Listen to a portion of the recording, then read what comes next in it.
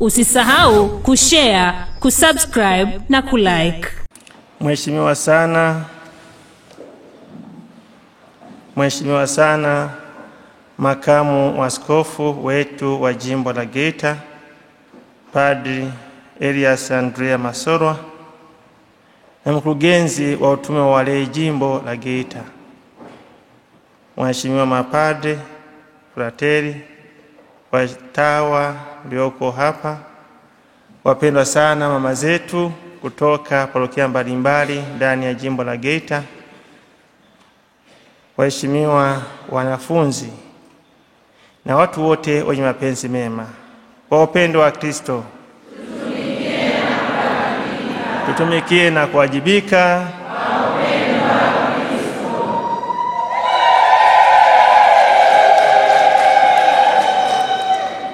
Nimeanza na salamu hiyo kwa sababu ni kwa upendo usiokuwa na mipaka ndio ambao umewafanya ninyi kusafiri kufika mahali hapa. Naipenda seminari na wapenda vijana wetu, na hivi hamkujali adha zozote zile ambazo mtazipata katika kufika mahali hapa. Tunashukuruni sana. Nipende basi kumshukuru makamu wa askofu kwa kuja kuungana nasi, kuja kusali pamoja nasi, na kama hivyo desturi yetu kuja mahali hapa kutembelea miito hiki ambacho ni kitalu cha miito ya upadre. Awatie moyo vijana kwa neno lake na kuwaimarisha katika safari yao ya kuelekea upadre. Hali kadhalika nanyi katika utume wenu wa walei mnalifanya hilo, na ndio maana leo mmefika mahali hapa. Basi sisi tunayo furaha kubwa sana kama jumuiya ya seminari ya Sengerema Seminari, na hivi basi nimwalike baba makamu wa askofu kusali pamoja nasi kupitia maandiko matakatifu, uweze kutuimarisha katika imani na hatimaye tuweze kuwa wafuasi waaminifu wa Kristo mfufuka ambaye tunamfuata bila kuchoka. Baba makamu askofu, karibu kwa adhimisho la misa takatifu. Tusimame. Somo la kitabu cha nabii Yoeli.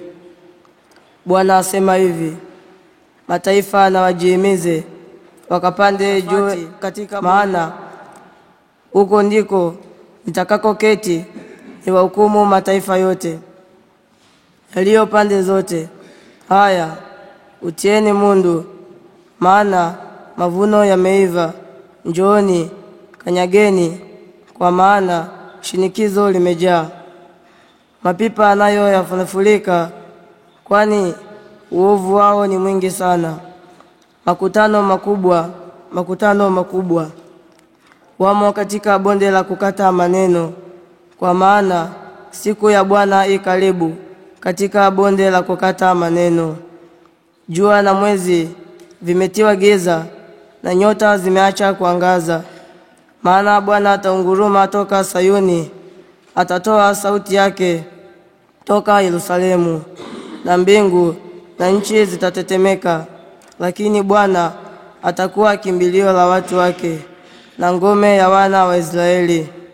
Hivyo ndivyo mtakavyojua ya kuwa mimi ndimi Bwana Mungu wenu, ninayekaa Sayuni, mlima wangu mtakatifu.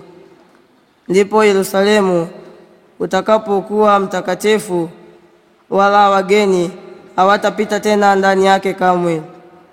Tena itakuwa siku ile ya kwamba milima itadondoza divai tamu, na vilima vitatiririka maziwa, na vijito vyote vya Yuda vitatoa maji tele. Na chemchemi itatokea katika nyumba ya Bwana, na kulinyesha bonde la Shitimu. Misri itakuwa ukiwa, na Edomu itakuwa jangwa tupu, kwa sababu wamemwaga damu isiyo na hatia katika nchi yao. Bali Yuda itadumu milele, na Yerusalemu tangu kizazi hata kizazi. Nami naitakasa damu yao ambao sijaitakasa, kwa maana Bwana ndiye akaaye Sayuni.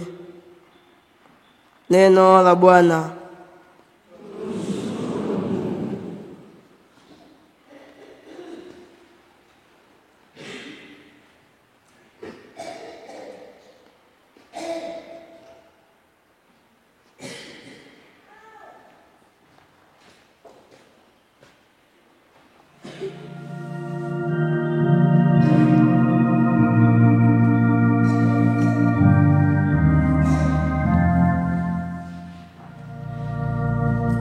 Enyi wenye haki mfurahieni Bwana. Enyi wenye haki mfurahieni Bwana.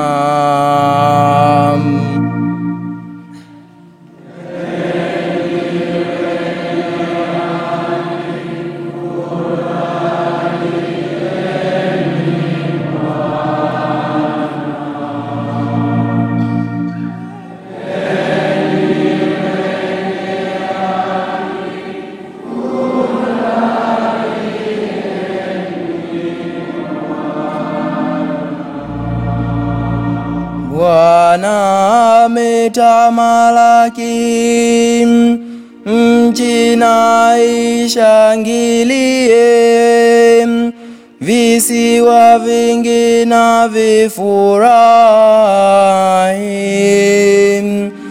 Mawingu na giza vya mzunguka, haki na hukumu ndiyo msingi wa kiti chake. Enyi wenye haki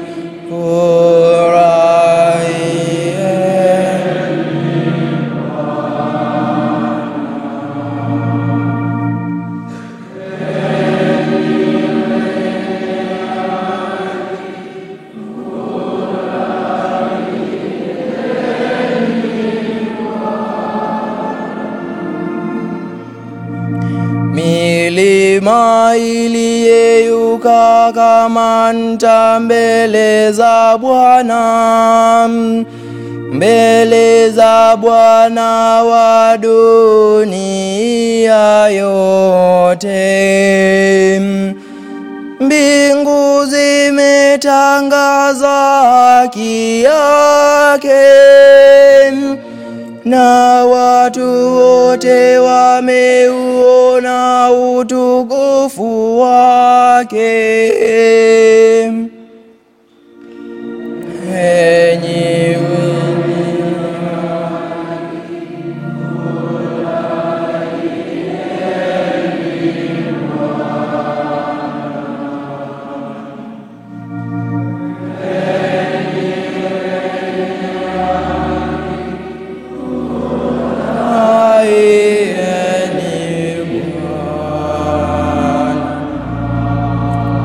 nuru imemzukia mwenye haki, na furaha ya wanyofu wa moyo. Enyi wenye haki, furahieni Bwana, na kulishukuru jina lake takatifu.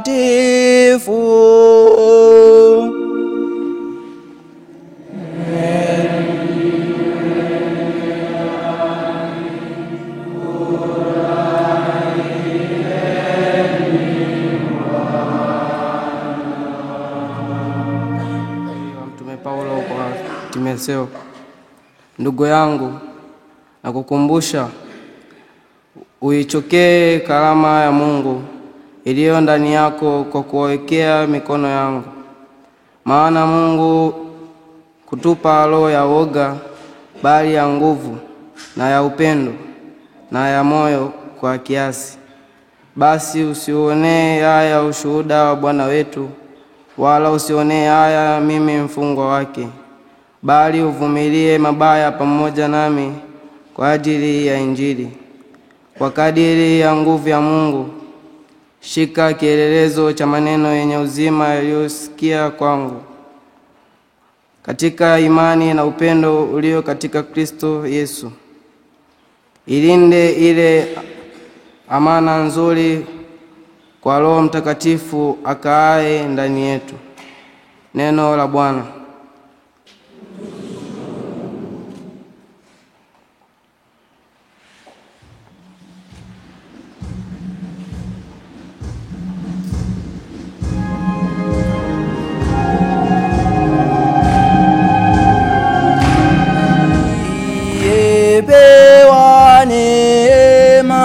Bwana yu pamoja nawe, umebarikiwa katika wanawake.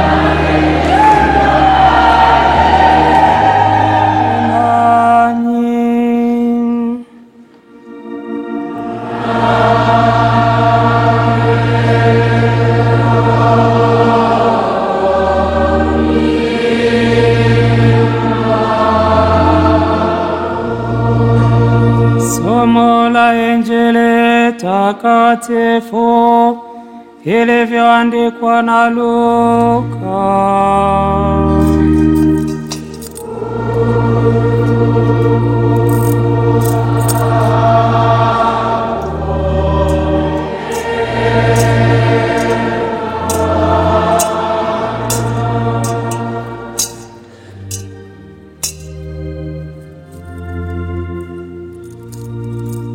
Sura ya 11, 27 mpaka 28.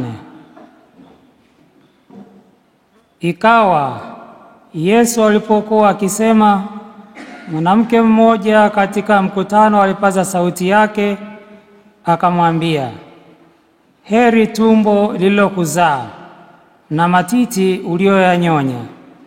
Lakini yeye alisema, afadhali heri walisikiao neno la Mungu na kulishika. Neno la Bwana.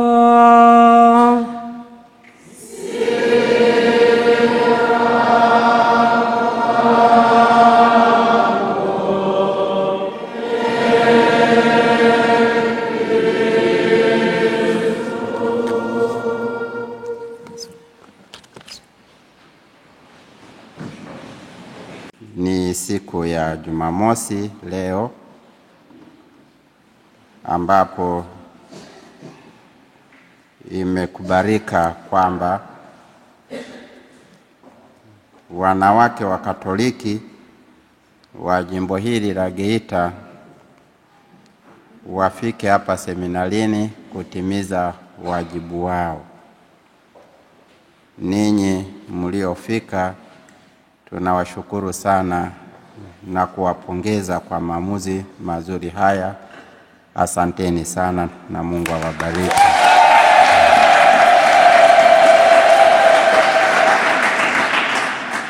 Nanyi wanafunzi wa seminari hii ndogo ya Sengerema, ambao kwa namna ya pekee mmeletwa hapa na Mungu kwa makusudio maalum. Mnapoona mambo kama haya, jaribuni kutafakari sana na kurudi ndani ya nafsi zenu na kumuuliza Mungu, kwa nini iwe hivi? Na majibu mkisha kuyapata yatawapeni furaha na amani, kwani mtajua mapenzi ya Mungu katika nafsi zenu. Tangu jana na leo tumekuwa tukisikia masomo kutoka kitabu cha nabii Yoeli. Nabii ambaye asili yake hata haijulikani sana, lakini kila alichokifundisha inatusaidia sana kushikamana na Mungu.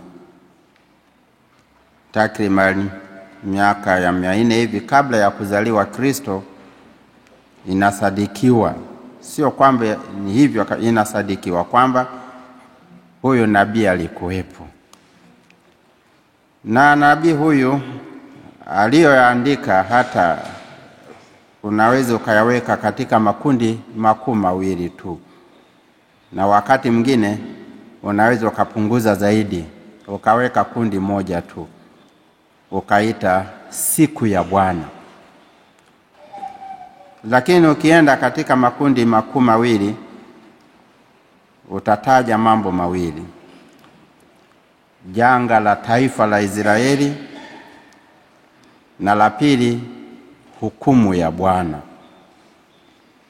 Janga la Israeli, vitu vinavyotajwa kusababisha janga hilo, kwanza ni nzige waliokula mimea karibu yote wakabaki hivyo hivyo. Ninyi wanafunzi mnaweza mkao mnajifunza tu habari ya nzige hata msielewe nini madhara yake, na hata huku wachache wanaweza kuelewa, na hata huku mbele sio wachache, kwa sababu nzige miaka ya nyuma ikitua mahali fulani, na juzi tu miaka michache iliyopita zilitua pale Kenya, hali ilikuwa ngumu, humaliza kabisa kila kitu. Nzige kula mimea. Na jambo la pili ni ukame, kwamba ukame unakuja, na wakati huo teknolojia kama tulionayo haikuwepo, hata kama mko karibu na maji. Na matokeo yake kati ya mambo hayo mawili ni njaa. Na njaa ni kitu kigumu sana, na njaa inaweza ikakuondolea kila kitu, hata namna ya kufikiri. Waulizeni tu hawa watoto hawa, eti ninyi watoto, msosi ukichelewa jikoni mara nyingi huwa mnakula saa ngapi? Saa 7? Mnakula saa 7?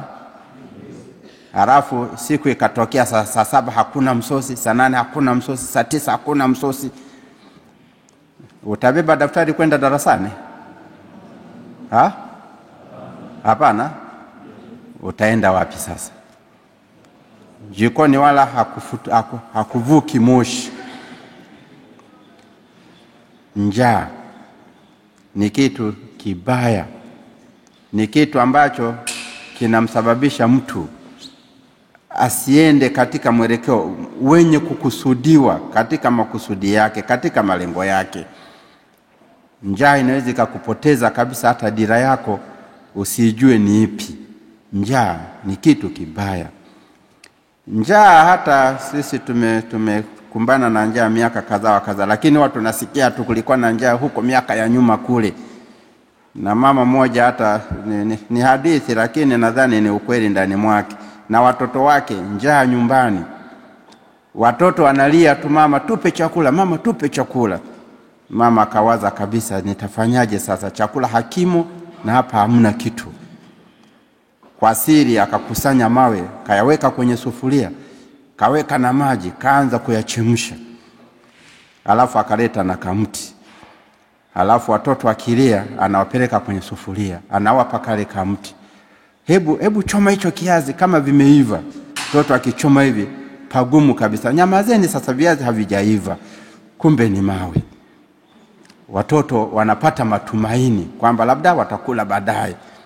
Njaa kwa watoto ikitokea, wao ni kulia tu. Na hata hapa ikitokea hivyo, Baba Gambera ndio mwenye shida zaidi, kwamba sasa hawa itafikia mahali fulani wanalia tu hata hawana mwelekeo. Kwa hiyo taifa hili la Israeli lilionekana sasa kwa jangelo la taifa halina mwelekeo, na matokeo yake watu sasa hawaendi Sabato, watu sasa hawashiki maagizo ya Mungu. Watu sasa hata hawawezi tena kumkumbuka Mungu vizuri. Watu hawa wakaanza kuonesha taratibu namna ya kutokuwa na mahusiano mazuri na Mungu. Nabii Yoeli anawaasa waendelee kumkumbuka Mungu, na hayo yanayokuja majanga hayo ni kwa sababu, kulingana na Yoeli, ni kwa sababu wao wenyewe wameshindwa kuyaishi maisha yale ambayo walipatana na Mungu, agano na Mungu. Ndio maana Mungu anayaleta hayo. Sisi agano letu kati ya Baba Gambela na wanafunzi, agano lenu, sio agano lenu, ni kusoma. Ndio agano lenu, kwamba mwenye kusoma vizuri na kufuata taratibu za shule vizuri atakuwa salama zaidi. Ni agano lenu. Baba Gambela akiona mtu hasomi, hafanyi vizuri darasani, mambo yanaenda tu vibaya, sijui kama anaweza kubaki na yeye. Nani ameyasababisha? Sio Baba Gambela sasa kwamba amesababisha mtu aondolewe shuleni. Ni yeye mtu mwenyewe anasababisha atoke shuleni. Na matokeo yake ndio hayo. Baba Gambela atathibitisha tu kwamba wewe toka hapa. Lakini kwa kuto kufikiri vizuri, mtu yule anaweza kufikiri kwamba Baba Gambela amemfukuza, kumbe amejifukuza yeye mwenyewe. Kwa hiyo ninyi watoto msijifukuze ninyi wenyewe. Shule hapa seminari ni pazuri, na maisha kwa kweli nawaambia ni mazuri. Haya maisha mnaoishi haya ni mazuri. Nendeni tu kwenye mashule mengine mtajua kwamba hapa kweli ni mahali pazuri. Ila ukisababisha sasa majanga kama yale ya taifa la Israeli, kwa kweli watakuambia hapa sio sehemu yako, toka. Utatoka. Na baadaye usipoendelea kufikiri vizuri tena na tena, utaendelea kuharibikiwa hata huko utakako kwenda. Huenda labda utaendelea kulaumu, kutukana kama hao Waisraeli walivyokuwa wanafanya. Wanafanya vibaya wao wenyewe, wanaacha kushika maagizo ya Mungu, halafu wanaanza kumlalamikia Mungu badala ya kujilalamikia wao wenyewe kwamba kweli sisi tumefanya vibaya, tujirekebishe. Na nabii Yoeli anajaribu sasa kuambia dawa ya haya majanga, rarueni mioyo yenu, mrudie Mungu, wala sio mavazi yenu. Hiyo ndio dawa. Fungeni, kaeni kwenye magunia, jipakeni majivu ili mpate kusamehewa na Mungu. Nasi pia tukiwa katika mazingira haya na masomo haya yakituchagiza hivi, tunapata njia ya namna ya kufanya, kwamba ni kushika taratibu zilizowekwa ili tusilete majanga. Ni kuishi kama tulivyopatana, kwa sababu unapotumia John instruction zinakueleza maisha ya shuleni ni haya. Unayakubali? Ndiyo. Kayaishi sasa kama yalivyo. Ile ukiwauliza watoto kama hawa wanaposikia maneno kama haya nayo yasema haya, wengine wanaona kama udhia, wanaumia kabisa. Sasa yani ni akili ya wakati waliopo hapo. Ila baadaye watajua tu kama sisi tunavyojua nyakati hizi.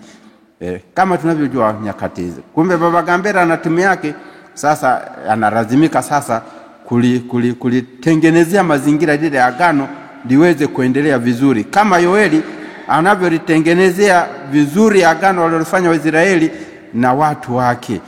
Na hivyo baadaye mambo yalienda vizuri.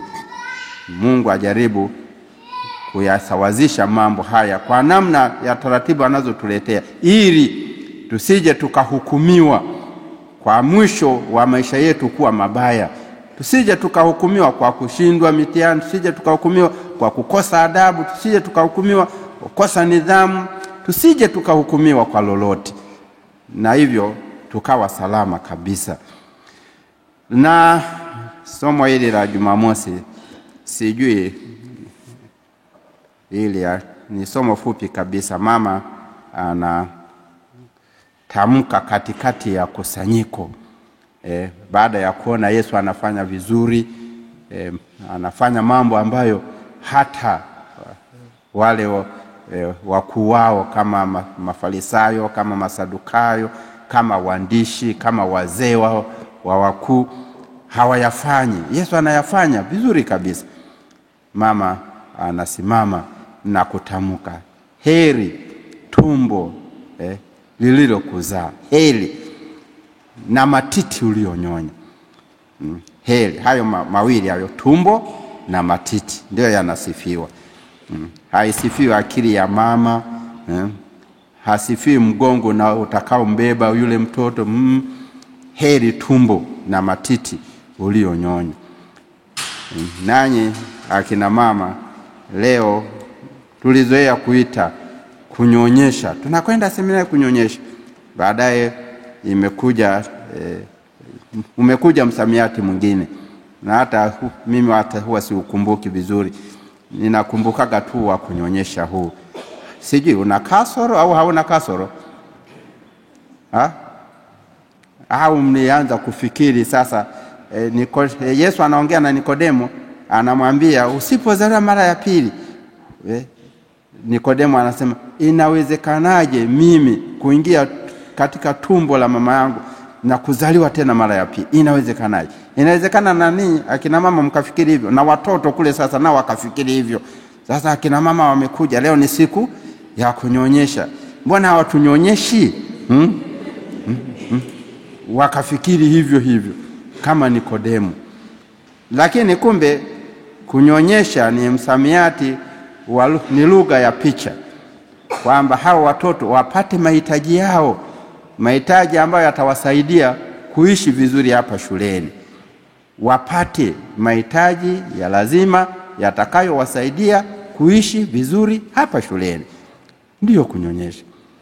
Sasa haya mazuri haya mnayoyaleta ninyi akina mama katika seminari hii, watoto ninyi msikomee kuona hivyo tu. Nendeni zaidi ya pale. Nendeni zaidi ya pale. Kama unasoma kitu, watu tunaambiwa tusome katikati ya mistari ili kupata maana ya kile kinachosemwa, au tunaambiwa mara nyingine uende nyuma ya pazia uone kuna nini. Usikae tu hapo unaangalia pazia, kumbe nyuma yake kuna kitu maalum. Kwa ninyi watoto, oneni nyuma ya pazia. Someni haya mambo katikati ya mistari yake. Muyasome, kwamba wanapokuja hawa ni wajumbe wa Mungu, wametumwa na Mungu kuja kwanza kuwatia moyo ninyi, kuja kuwafariji ninyi, kuja kuwaonesha ninyi kwamba kanisa linawapenda. Hawa ni wajumbe wa Mungu. Kanisa liko pamoja na ninyi katika shughuli hii ambayo kwayo mmesema mmeitwa na Mungu, baadaye muweze kumtumikia Mungu, mpate kuwa mapadri. Huko mbeleni sasa huwa hatufuatilii, wala huwa hakuna haja hiyo, kwamba umekuwa padri, hujawa padri, na wengine wanasema labda ni padri wa nchi kavu, labda ni padri wa namna gani. Kule utakakoishi utaishi kipadri. Na kweli ukisoma seminari kama hizi, hata ukienda huko duniani utataka kuishi kipadri tu, na ndivyo ilivyo. Ndivyo ilivyo. Na ukiwa padri sasa ukaacha, ukajidanganya hata uoe, alafu hata mtakuwa mnakosana tu na mke wako. Silisha zoea kuishi kipadri tu. Kwanza unaona tu hata kukusogelea karibu, unaona tu hata kinyaa tu, na wewe sogea huku. Huna hamu kabisa hata. Naishi kipadri tu. Kwa maana hiyo basi, ninyi watoto mfurahi na mshukuru Mungu kwamba hata hawa watu na familia zao, si kwamba hawana mahitaji, wanayo. Wana mahitaji yao binafsi, lakini wakati mwingine wanayaacha kwa ajili yenu. Na hata leo sio kwamba hawana kazi za kufanya, wanazo, lakini kwa ajili yenu wamekuja. Ni upendo wa hali ya juu kabisa, wala msione hivi. Ni upendo wa hali ya juu kabisa.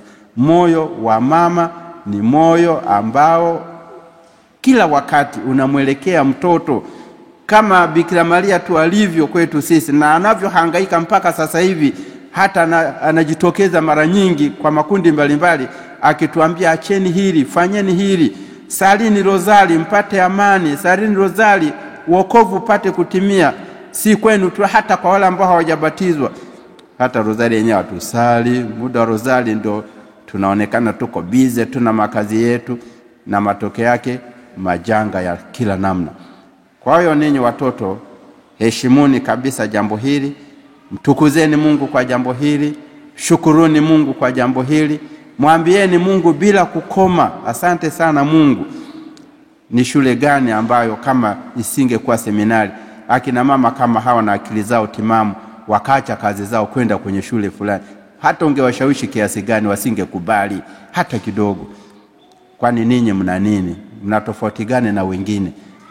Hata kwenye mashule kama ya Sengerema sekondari pale yanatoa na menyo, hata mpaka na mapadi wanatoka pale. Mimi siku moja nahesabu mapadi walitoka Sengerema, ninao wafahamu ni zaidi ya 5. Na ni shule la kawaida tu. Mbona washawishi basi hawa kina mama, jamani leo tunaenda kunyonyesha Sengerema sekondari. Mtakwenda kweli? Labda utamaliza tu maneno mdomoni, na hata kama labda ulete tu bunduki uwapeleke kwa bunduki. Lakini hapo wanakuja kwa hiari yao, kwa upendo wa kimungu kabisa. Na haya yanayoletwa haya mnapoyatumia, oneni kwamba mnapata wajibu. Yatumie sawa, lakini unapata wajibu wa kumwambia Mungu kwamba mimi kwa nini nisiwe padri? Kwa nini? Kama hivi vitu navitumia na vinaniletea afya njema, au vinanipatia mahitaji yangu ya kimwili. Na wewe una mzazi wako, una baba, una mama, una ndugu zako, lakini bado watu hawa wanafanya jambo hili. Kumbe unavyovitumia vitu hivi unapata wajibu tena mwingine wa kutaka zaidi kuwa padri. Na hata ikishindikana, lakini ulitaka ni nzuri zaidi. Na hata kama labda ulikuja tu nikapata elimu, lakini basi utakapotoka hapo, popote pale utakapokuwa, onyesha basi kwamba mimi kweli ni tunda la seminari. Na watu wafurahi kuona tunda la seminari linavyokuwa chachu ya uinjilishaji katika mazingira unamoishi. Jambo hili litakuwa zuri na lenye kumpendeza Mungu. Nanyi akina mama, muendelee tu kuipenda seminari hii. Muendelee tu kufanya vizuri zaidi, na baadaye kweli tuweze kupata mapadri wengi watakao tuwezesha kupata huduma za kimungu. Msichoke hata kidogo, na wala shetani asipite katikati yenu na kuwarubuni. Leo tumekuja hapa, wengine hawapo. Tulikuwa kwenye mkutano wa halmashauri ya walei jimbo jana, parokia 6 hawapo. Tulishaambiwa kuleta magunia 3 kila kituo, wengine hawaleti. Magunia 3 kwenye kituo, kwenye parokia ni nini? Magunia 3 ya nafaka ni nini? Moyo usiokuwa na shukrani ukausha mema yote. Kwa kweli ninawashukuru sana wakina mama kwa kuhudhuria siku ya leo. Nafikiri ni parokia zitakuwa kama parokia kama sio 8, 7 ambazo hazikufika. Hivi watakuwa wametushinda sana eti? Watakuwa wamelima sana eti? Baba alituambia Jumapili iliyopita, ilikuwa Jumapili, akatuambia tumuombe Mungu atuongezee nini? Imani. Atuongezee nini? Imani. Hata kama chembe ya oroda kidogo kabisa, kale kama kaulezi. Tunakikosa hicho wakina mama, kwa wale ambao hawakufika eti? Tungefika wote, tungejaa kabisa, mpaka wengine tungesimama huku nje. Lakini cha ajabu, kuna parokia leo ina watu 2, watu 3, watu 5, lakini tuko wengi. Hawa si ni sawa na parokia moja? Basi tuendelee kumwomba Mwenyezi Mungu atuongezee imani, ili tuweze kuwa tunahudhuria seminari, ili tuwe tunakuja kulea watoto wetu. Mimi mwaka uliopita ule nilikuwa na mtoto hapa. Kwa kweli anaendelea vizuri. Alikuwa anaitwa Franki Gaspari Ngowi. Alikuwa anakaa pale nyumbani kwangu. Amemaliza chuo kikuu, sasa hivi anaenda kusoma Marekani. Yuko vizuri.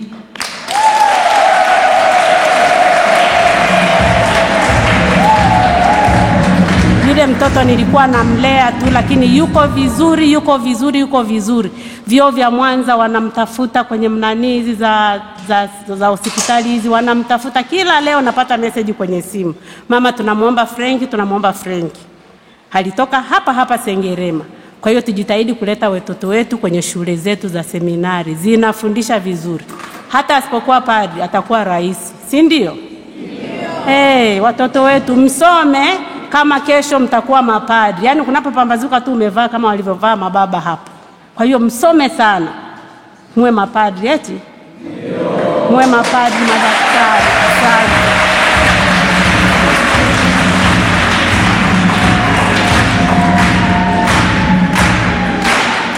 Basi nimkaribishe katibu aweze kuendelea na utaratibu. Katibu, karibu. Nakushukuru sana mwenyekiti wa WATA. Basi katibu anajiongea. Nikushukuru baba. Naongezea tu, usione kuchakaa kwa bodi, injini ikoje?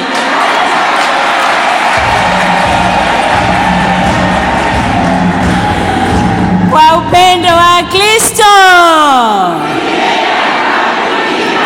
Mungu ni mwema kila wakati.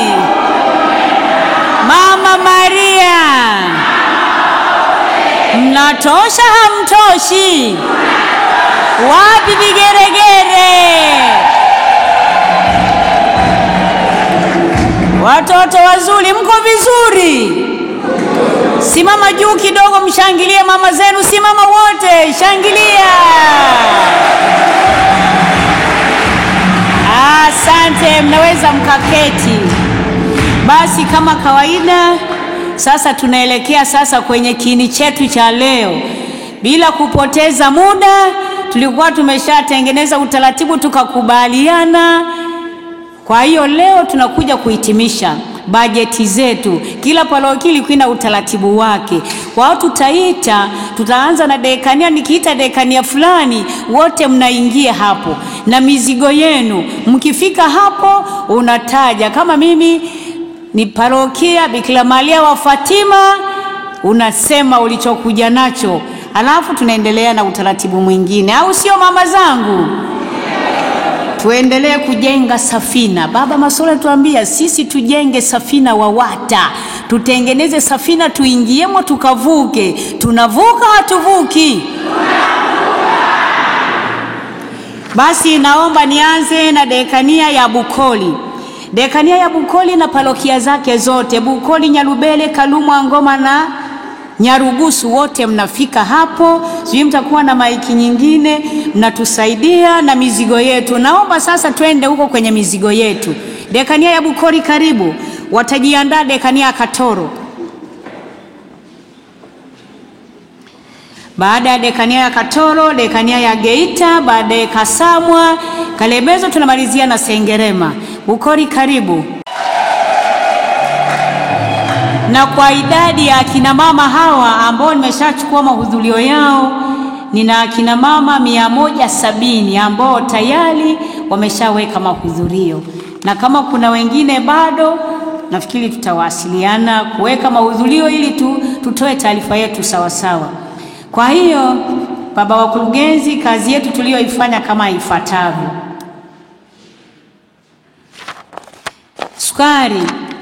Sukari tumetoa kilo 655. Kwa hiyo watoto, uji na ikiweza mnaweka tuna kwenye ugali kidogo, sawa tu. Haya, namba 2, mafuta ya kupikia lita 95. Sabuni ya maji lita 15. Sabuni ya unga tuna ndoo 2, mfuko 1 na pakiti 25. Sabuni za miche tuna boksi 3 na miche 12. Tuna mchele kilo 5. Tuna chumvi ya unga pakiti zile ndogo ndogo 3. Tuna mafuta ya kupaka, kwanza pisi 1 72, lakini tuna mengine nusu dazani mafuta ya kupaka, mtagawana wawili. Haya, tuna dawa ya meno 1. Tuna kaunta buku 12. Tuna kalamu penseli boksi 12 na kalamu za wino 10. Tuna vibeliti 2. Tuna mifagio, naona imeongezeka hapo. Hapa nilikuwa na mifagio 2 lakini tutaiongeza. Tuna unga wa ngano kilo 25. Alafu tuna pipi pakti 1. Sijui ziko hapa au zimepotelea huko nyuma. Hizo ni vitu. Hiyo ni A. B, kwenye bajeti yetu tulikuwa tuna seminari fedha, lakini tuna nafaka. Upande wa nafaka mpaka sasa kwa taarifa tuna gunia 70 za nafaka zilishafika hapa na zingine hapo zimefika leo.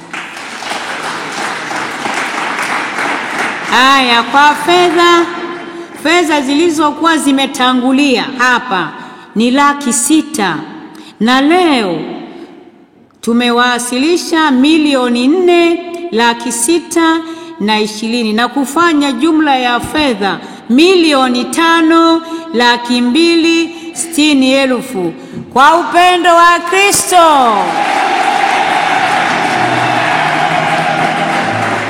Asanteni sana na Mungu atubariki sote. Basi tupate maneno matatu. Nilipenda kuanza kwa msaidizi wa mkurugenzi Baba Hilary Faraja. Lakini sisi hapa tuko mapadri 2 tu na wale wa vijana. Kwa hata msikie sauti ya baba wa kiroho anayewafunda hawa ili dhamiri zao ziwe hai, njema kwa Mungu na kwa mwanadamu. Kwa hata msikie kidogo mwendo wake, ongea yake, neno lake. Baba, karibu baba wa kiroho wa seminari yetu. Wala kwa neno dogo uweze kusema.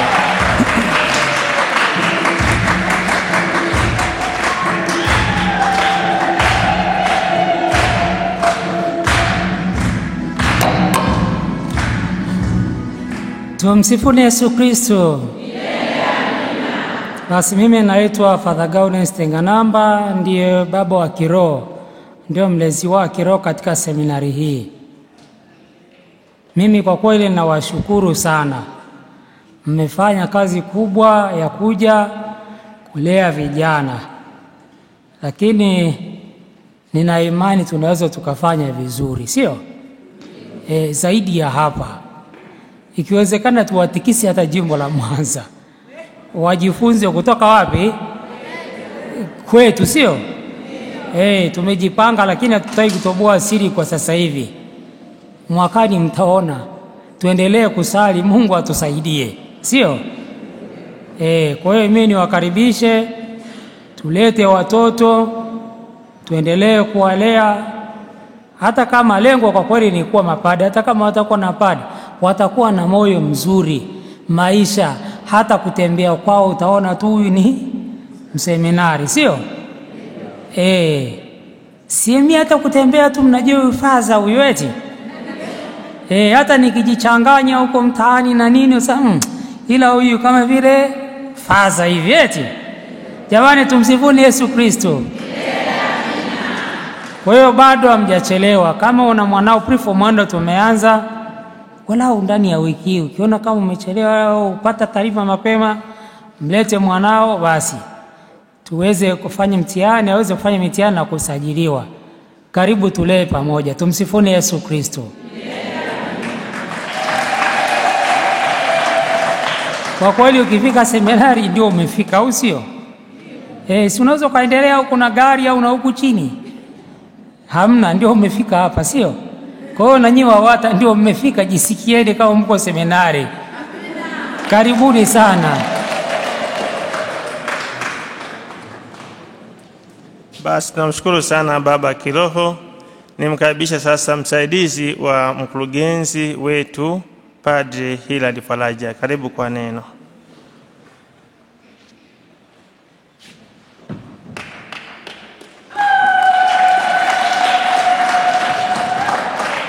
Kwa upendo wa Kristo, Basi kwa kuwa upande huu ni wa kina mama, nianzie kwa kina mama, alafu niende kwa watoto. Kumbe akina mama na washukuruni sana sana sana kwa jambo kubwa hili. Kama injili tu ya leo, naomba muendelee kuwa makini kabisa katika malezi ya watoto, ili matumbo yenu baadaye wayashangae na nini na matiti, si ndio? Washangae hivi, mtoto wa nani? Mtoto wa nani? Wa mama nani? Kwa hiyo haya mnayoyafanya ni makubwa, yatakuja kuwashangaza baadaye. Asanteni sana kwa upendo huo mnaoimba kwenye salamu yenu mlioonyesha kwa watoto. Na kuja kwenu watoto, sio mengi sana ya kuwachosha. Msisahau matendo mema, hata kama ni kadogo. Mwingine ananunuliwa suruali na baba hata ashangai yani. Unaona, au anamuuliza hii suruali ya nani? Yani onyesheni kushangaa kama Baba Vika alivyotuambia. Hili tendo mlishangae. Siku moja mimi labda kwa kastori mtaelewa. Niko mitaani na waletea kastori ka mitaani, lakini kana mafundisho, nadhani hamtakasahau. Sijui nifanyeje ili msikasahau. Kuna padri mmoja seminari alikuwaga akitaka kusisitiza pointi mpaka anavua viatu. Nivue viatu ili msisahau. Kwa hiyo hako kastori ka mtaani kakutana na mama mmoja. Ile kujishangaa, matendo madogo madogo lakini lazima uyashangae ili ushukuru. Amini kwa kwenye gari, yeye anatembea, akapiga magoti, akapiga ishara ya msalaba. Kajiuliza, mimi ni nani ananifanyia hivi? Na nyinyi mjiulize, watoto ni akina nani mnafanywa haya? Mwingine nikakutana naye mtaani humo, stori za mtaani. Akasema, kwanza akashangaa kuniona. Halafu alikuwa anauza ndizi, akasema naomba unibariki, ananipa ndizi. Yaani alivyoshangaa na mimi nikaenda na shangaa. Huyu mama amenipa ndizi hizi. Kwa nini? Nikaenda na shangaa barabara nzima, na mimi nikaenda nikamshangaza mtoto mmoja amejisahau, nikampa zile ndizi. Yaani naye yeye ndo alitaka kueuka. Kwa sababu naona sio, aliona ni kitu cha ajabu. Kwa hiyo matendo madogo madogo haya tusiache. Hata nyinyi mnaweza mkajishangaa. Na kuna padri mmoja kwa kulisisitiza hilo humu mjimboni akajiandikia hapa, mtoto huyu atakuwa wa namna gani? Yaani anajishangaa.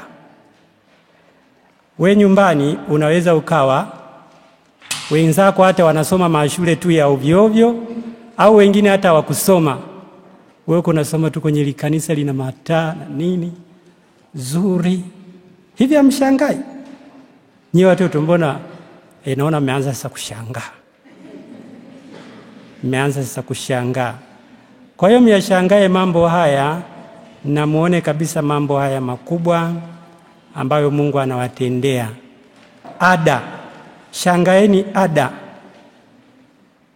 Wengine wakina mama humu wamo kabisa, wamekuja kunyonyesha watoto wao wenyewe kama alivyosema Melistera. Yaani wamo humu ambao mama zao wamo humu. Shangaa ada wanavyokopa. Waenda wanakopa, unakuja unasoma. Tumsifu Yesu Kristo. Kwa upendo wa Kristo. Basi kwa kweli nashukuru sana kwa tendo hili Baba Vika, tunakushukuru Baba Gambela. Asante sana kwa malezi na baba wa kiroho. Asanteni wakina mama. Tumsifu Yesu Kristo.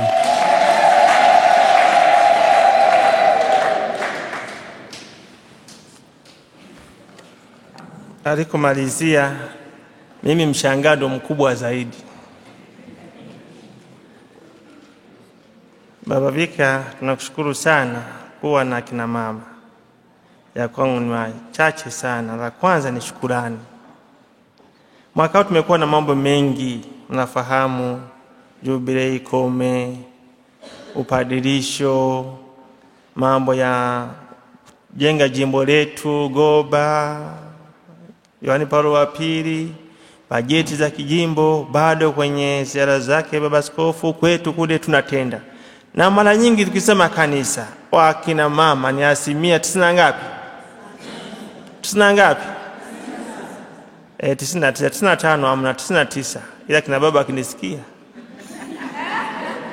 Kwa hiyo tunawashukuru sana, mmepambana sana. Kwa hiyo wanasema wa China kwa moyo mwera kabisa. Hebu kale kawimbo kale, akina mama tusimame kidogo. Hanokuraga na moyo mwera, dimaga na makono abere. Hanokuraga na moyo mwera, dimaga na baba kayo manoho. Na mimi nimepokea na moyo mwera. Keta makoti ganangu. Nimepokea na moyo mwera. Kwa hiyo kwa niaba ya seminari tuseme asante sana. Parokia Fatima walishawahi kuja hapa kama mimi sijafika, lakini bado leo wameendelea tena kutenda kwa wingi. Parokia Fatima, asanteni sana.